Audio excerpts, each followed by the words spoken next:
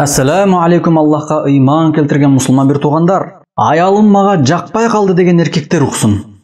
Аллах Таала ыйык Құранда еркектерге насаат қылып айтат: "Ва аширухунна бил ма'руф, фа ин карихтумухунна фа аса ан такраху шай'a ва ядж'алаллаху фихи хайран касира." Аялдарыңар менен ынтымақта жашагыла.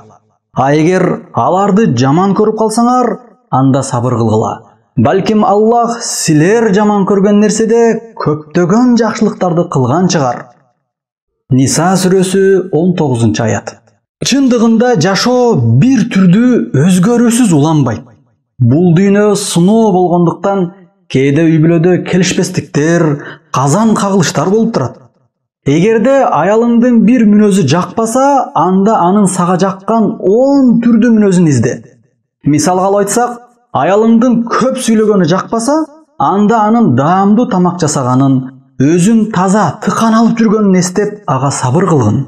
Мына ошентсе, Аллах Таала ал пендеге көптөгөн жакшылыктарды даярдайт. Үй бүлө бекем болот. Адамдын жакшы жактарын гана издеген адамга башкалардын жаман жагы деле көрүнбөй калат.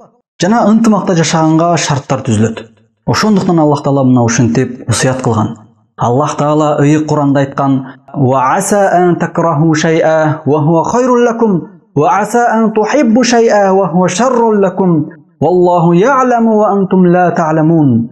Балким силер жаман көргөн нерседе силер үчүн жакшылыктар болгон чыгар.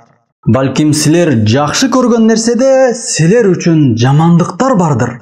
Аллах Таала муну анык билет, а силер билбейсиңер.